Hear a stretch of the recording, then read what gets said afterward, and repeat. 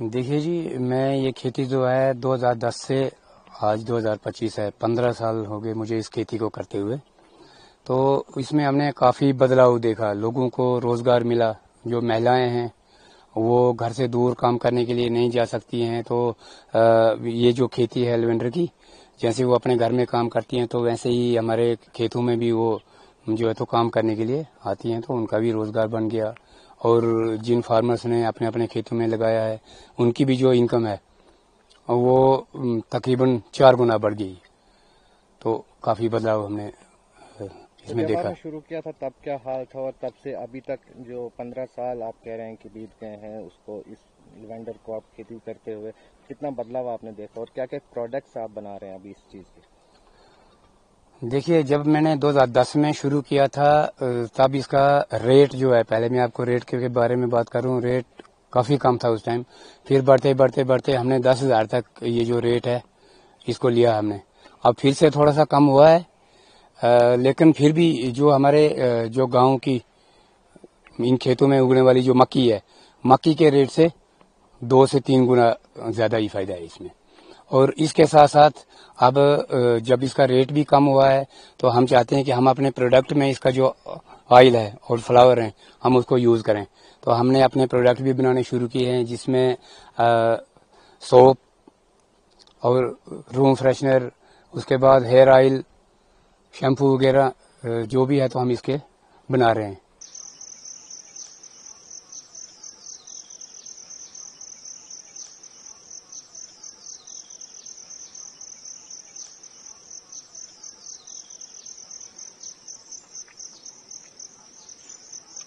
धीरे धीरे जो किसान भाई हैं हमारे इसके लेवेंडर की खेती में जुड़ते रहे,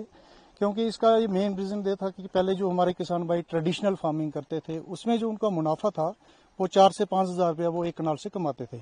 लेवेंडर की खेती करने के बाद जो इनका मुनाफा था वो 4-5 गुना बढ़ गया, और जो पहले जिस एक कनाल एरिया से वो 3-4 हज़ार रुपया कमाते थे, वो लेवेंडर की कल्टीवेशन करके 20 से 25 हज़ार रुपया जो उनकी कमाई होने लगी।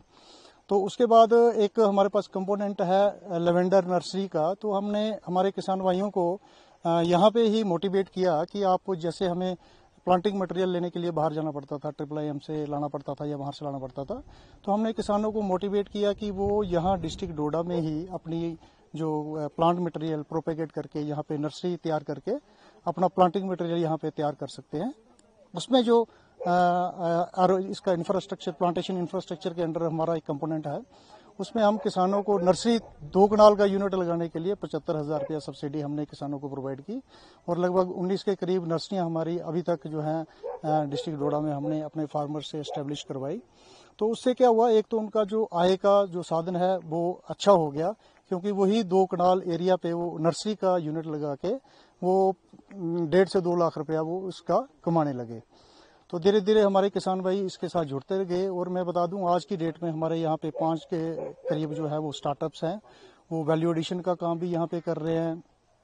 थोड़े दिनों पहले देखा आपने कि लेवेंडर का जो इसेंशियल ऑयल है उसकी जो प्राइस थोड़ा फ्लक्चुएट होने की वजह से किसान थोड़े डिस्करेज हो रहे थे, तो हमने किसानों को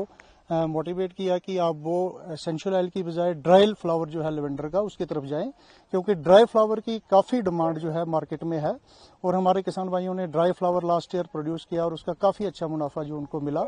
इस साल भी हमारे कुछ किसान भाई ड्राई फ्लावर की तरफ जा रहे हैं और कुछ एसेंशियल ऑयल की तरफ जा रहे हैं। तो किसान जो है इससे अच्छा मुनाफा जो है लेवेंडर की खेती करके कमा रहे हैं और हमें बड़ी खुशी होती है कि इसमें हमारे साथ पढ़े लिखे जो नौजवान हैं वो इस खेती के साथ जुड़ रहे हैं, ग्रेजुएट लड़के जो MBA करके वो इसके साथ जुड़ रहे हैं। उसके साथ साथ हमारी जो मातृशक्ति